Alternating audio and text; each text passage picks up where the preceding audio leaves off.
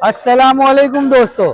तो पछी एक बार आपणे आवी गया छे लब्बेक केटरर्स जे तेमना शुभ प्रसंगमां ऑर्डर ले छे।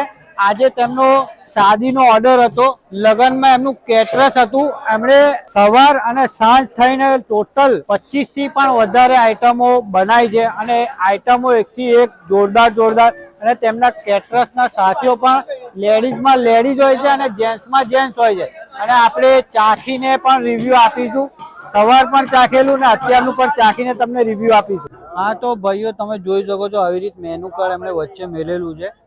25 કરતાં પણ વધારે આઈટમો તેમણે સવાર અને સાંજે બનાવી છે।